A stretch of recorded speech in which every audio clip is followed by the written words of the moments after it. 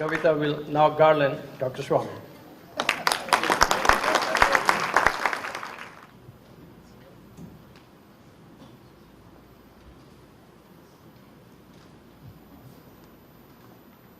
Bhai, Dharmendra ji, Alukda ji, distinguished citizens of Houston City and members of the Hindu Mahasabha of Houston. I am to speak to you today about corruption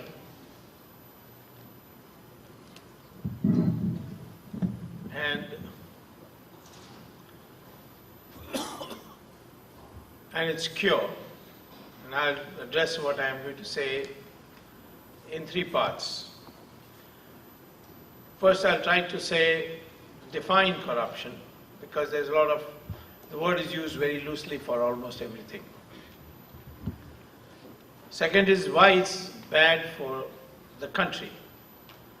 Corruption is not only just two people exchanging money, which is illegal, but it has a deep impact on the country. So in what way is that impact?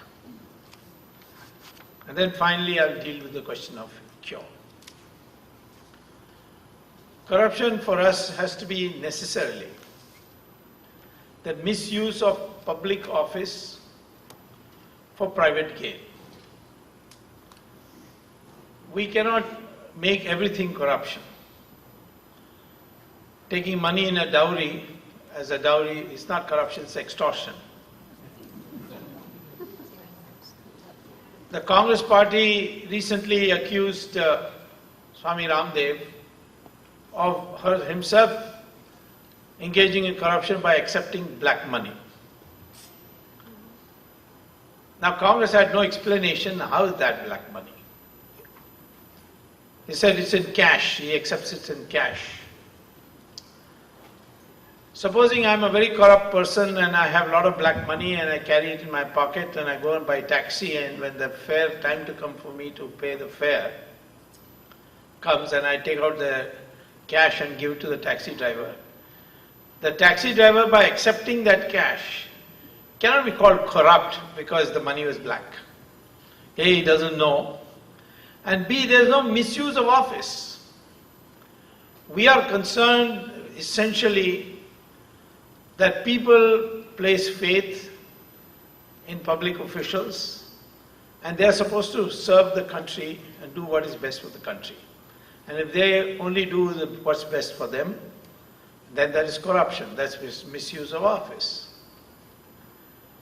So in that sense, we define corruption, and there is a specific act in the country called the Prevention of Corruption Act, under which public officials can be prosecuted. There is a provision in that which says that a public official cannot be prosecuted unless the appointing authority of that public official is satisfied that there is a prima facie case against that person. There is a filtering device, because the government, the parliament did not want to empower people to file cases against anybody at any time on the flimsiest of excuses. That would be harassment. Presently, our criminal law is such that anybody can go to a court and say the following offense has taken place, and the police should be directed to investigate the matter and prosecution should be launched. But in the case of public officials, you have to get a clearance. So if you want to prosecute a minister, you have to ask the chief minister in the state or the prime minister in the center. If you want to prosecute the prime minister, then you have to ask the president. If you want to prosecute the president, well, on what will you prosecute? Because the president acts on the advice of the cabinet. So therefore, there is no way you can prosecute the president under corruption law. Same thing with chief minister. If you want to prosecute the chief minister, you have to ask the governor, for permission to go to court. So, therefore, let's be very clear, if you misuse your power to benefit somebody or yourself, that is corruption, and that is the part that we are concerned with. We are not concerned with any other kind of corruption, because doesn't have a nationwide impact. If you can cure this corruption, every other corruption, petty corruption, would be cured. If a policeman, after giving you a parking ticket, takes money and cancels your parking ticket, that's misuse of office. If a clerk changes the files, the speed at which it moves because you gave him some money, that's also corruption, because he's misusing his office. And the same thing if a minister gives a license for a person who's not deserving of it, then that's also corruption. So corruption, in a sense, is misuse of public office to deny the choice by merit. People who should get something on merit don't get it. And people who don't deserve it on merit get it because they pay money. That's the corruption that we are talking about. The impact of corruption is very widespread. It's not only that choice by merit is not made, so an inferior choice is made. I bring out a tender for building a road, and I pass the word around that whoever wants to get the tender will have to give me this much money. If the person all those who apply or file application for the tender, they think that that much of money if we give, then we will not make profit in making the road. So what happens is they still want the tender. So they give the money and then they use substandard material on the road, which road can be washed off with one monsoon. We have horrible roads in India, not because we don't know how to build roads. We build the best roads in the world. We built lovely roads in Malaysia, in Nigeria. In fact, we built roads in Iraq. And President Bush, not knowing that the Indians had built that road in Iraq, when the American tanks went from Basra to Baghdad, he complimented, said, at least one thing Saddam Hussein did, he built good roads. Saddam Hussein didn't build those roads, built by Indians. We built very good roads everywhere in the world except in India because of corruption. Same thing with the houses we have built in Russia, in Bulgaria, and so many other places. So consequently, because the choice is not of merit on merit, so substandard products are served to the public. Electricity is not available, there's power cut because of the fact that there's corruption. Electricity is being stolen, and to make up for it, they give you power cuts. So the public suffers because of a lack of choice on merit. And those who want to do things on merit, they are discouraged. So this is the first impact. It demoralizes the public. The second thing is that when you get money, and it has to be in black, you can't give in check because check will be traced. What do you do with this money? Well, there are many things that are being done now. One is that I can't build a factory because that will also will come under the purview and it will come to the notice of the income tax. So therefore I spend the money. I go and dine every day in 5-star hotels. I hold big weddings. I put an air conditioner in every room, including the bathroom. I buy 6 Mercedes cars. Nowadays they buy even corporate jets. And these are something that ends up promoting luxury goods industries. The highest rates of return in Indian economy today are not in producing cloth for the millions, not in producing food grains for the people. It's not in producing consumer goods which the common man uses. But the highest rates of return today is in 5-star hotels, in air conditioners, it is in luxury cars.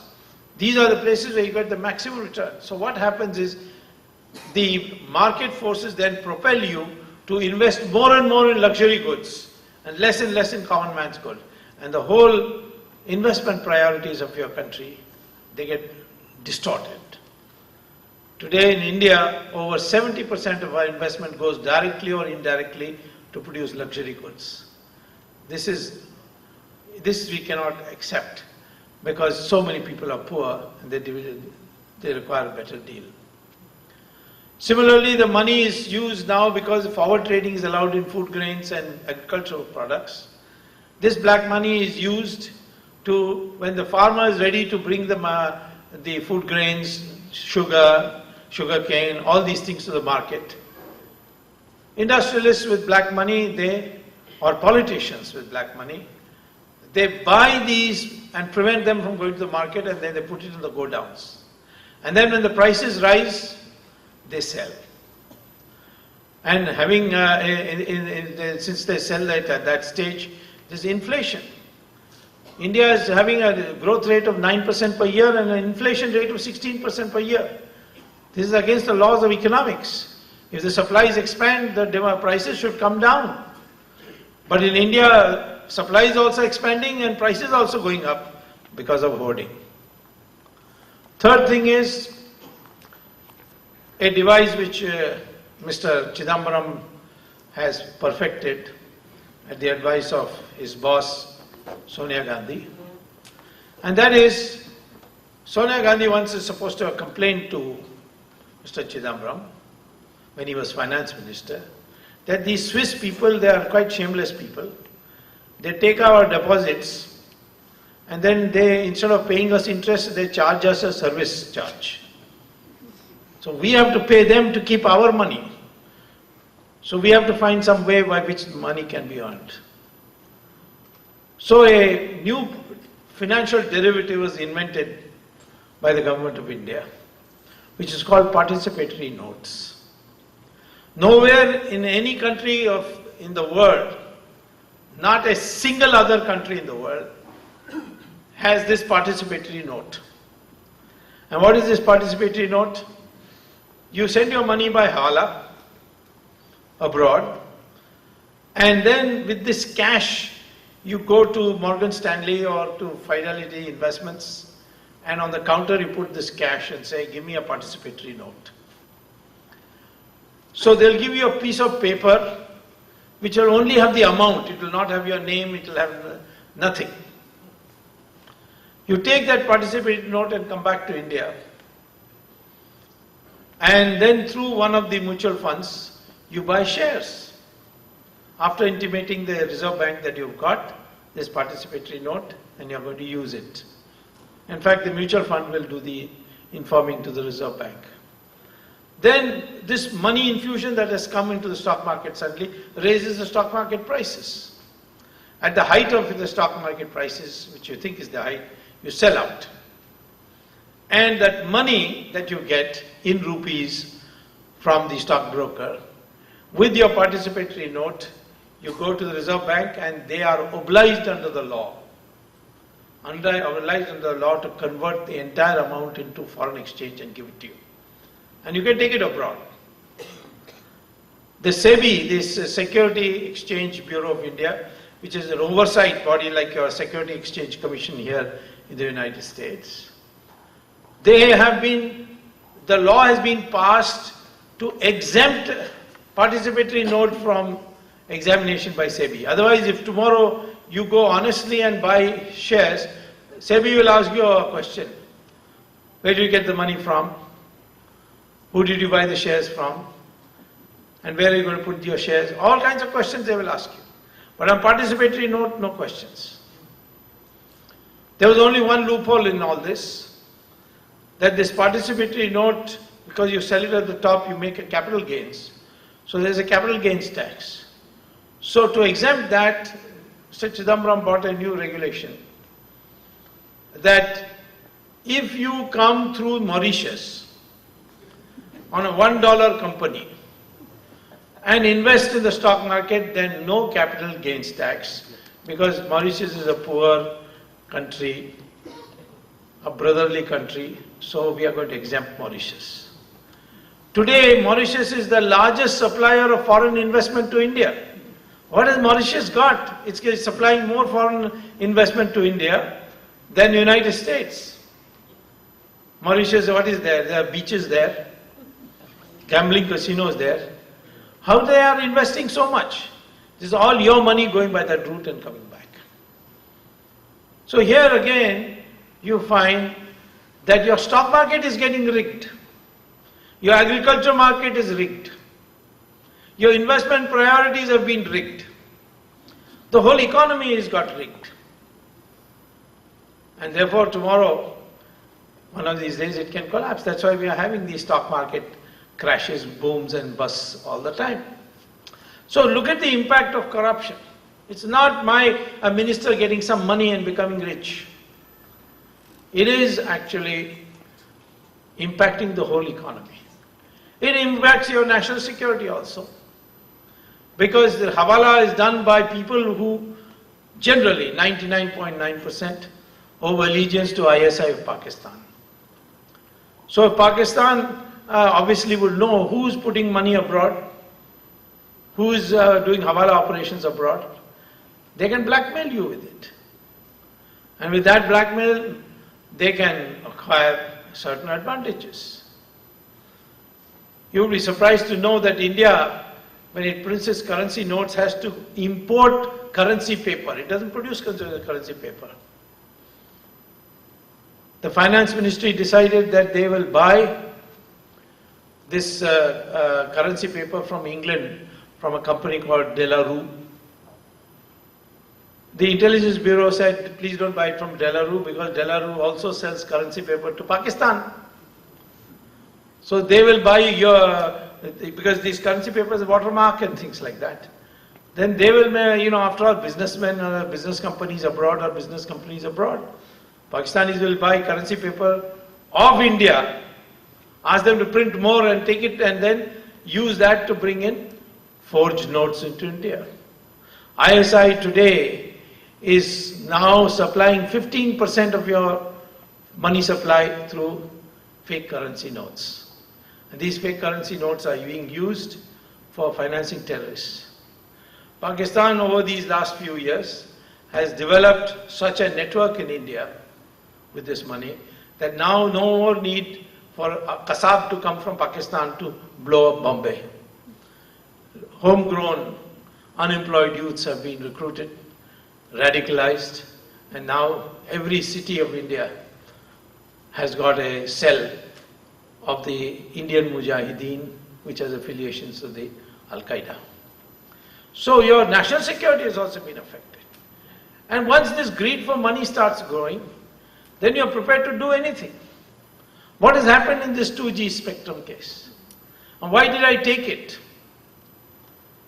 I took it because I came to see that the amount of money was enormous. Later on, the CAG calculated as a loss of 1,76,000 crore rupees. When I presented this to the Supreme Court, the judge asked me, how many zeros is that?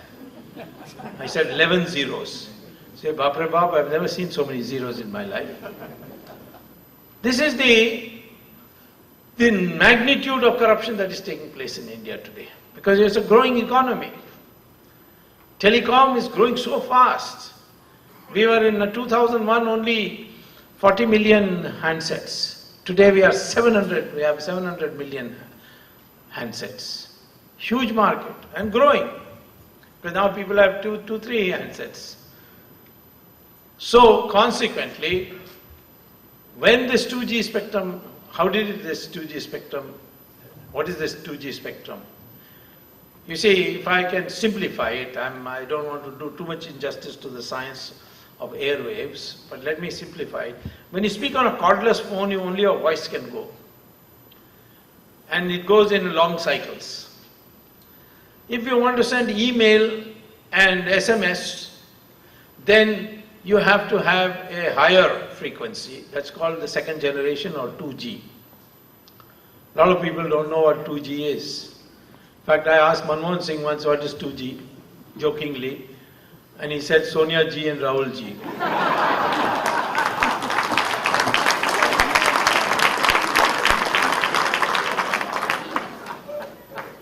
It's only higher waves, So more information.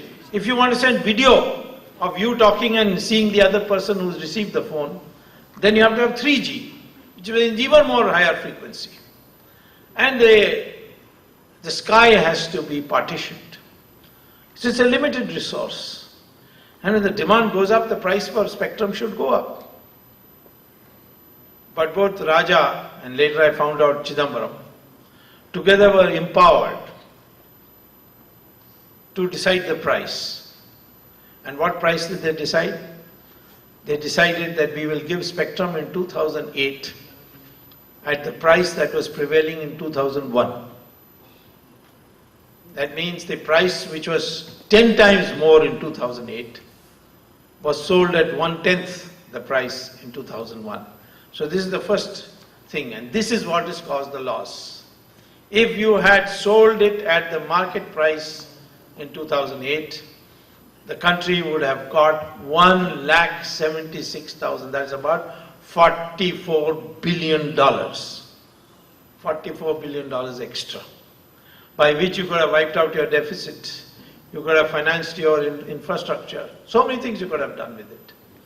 It's all gone because you sold it at this. Of course, Raja took two more steps. He wanted that of the people who apply, only few should apply. And therefore he introduced a system of complicated cut-off dates, all illegal. First he said everybody can apply. Then he said anyone, that he announced in first week of September. Then he announced, no, only those who apply up before October 1, on or before October 1, 2007, they will be considered. After all the applications that come in, even then 575 applications came in. On 10th of January he gives a statement that I have now decided that only those who applied on or before 25th September 2007 I will consider. That's totally illegal. You have put a cut-off date of 1st October 2007. After it is over and two and a half, almost 3 months later, you decide that it is going to be 25th of September. And so the applications get cut down. Then he puts another condition on the 10th of January, which he issues only in his ministry website, that he issues at 2:45 p.m. on 10th of January, and which the press release says, from 3:30 to 4:30 today, whoever brings a demand draft for 1650 crores will get the license.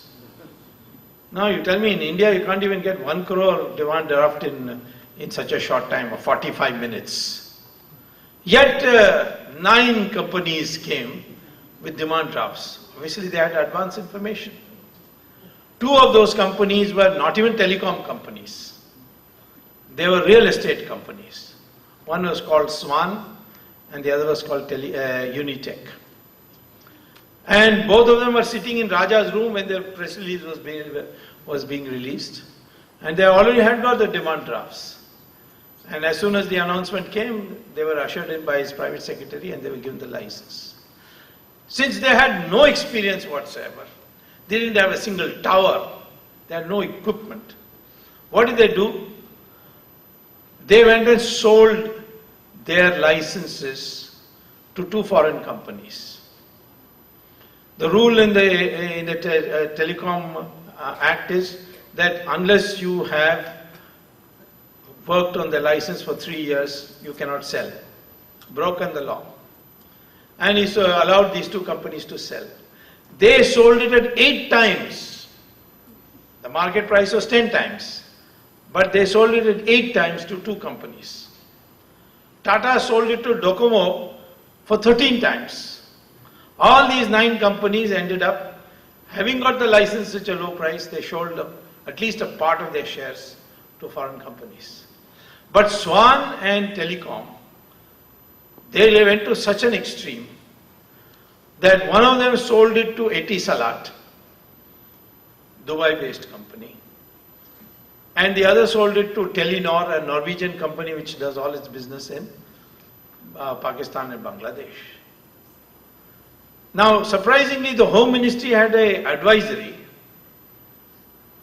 that not in connection with this telecom licensing, but generally, even before the telecom licensing, that Etisalat and Telenor should not be allowed to do any business in India for national security reasons.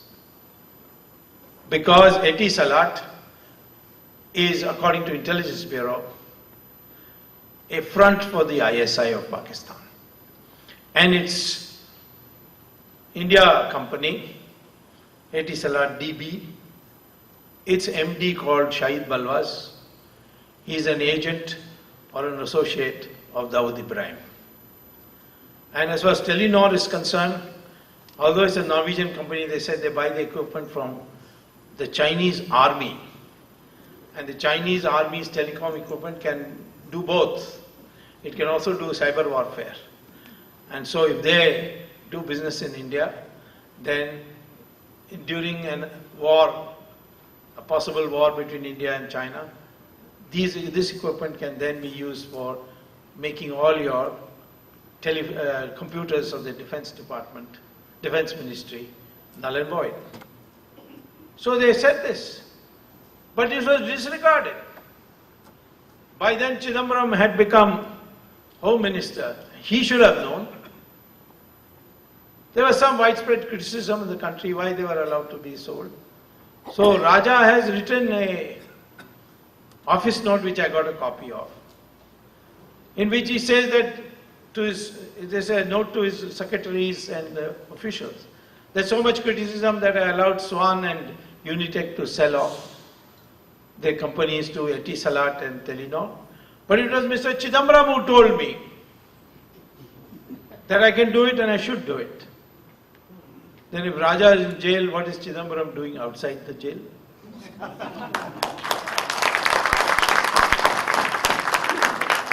I said this to the Supreme Court on the 13th of May, that here are the documents which show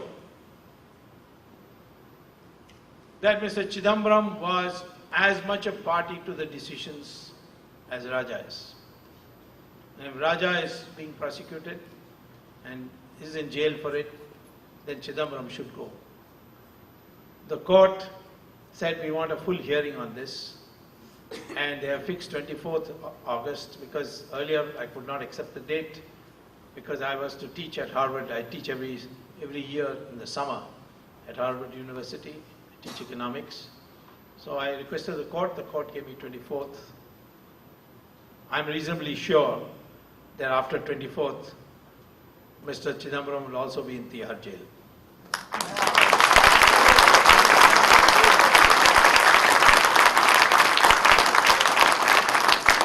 There are many more.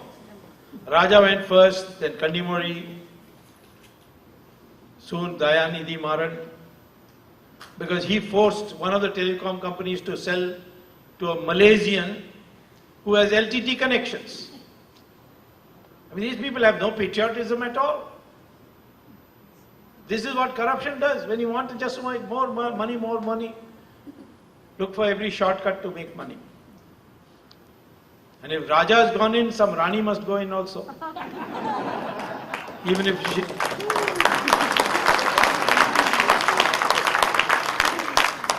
if she is Italian. They are no more calling Tihar jail, they are calling it Club Tihar. They are serving masala dosas nowadays there. Because so many Tamilians are in jail. Soon they will be serving pizzas also.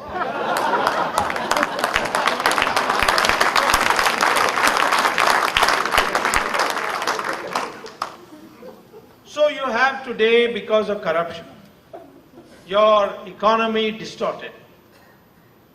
Your development therefore affected. Financing of terrorism is becoming possible. Mike. The problem is not with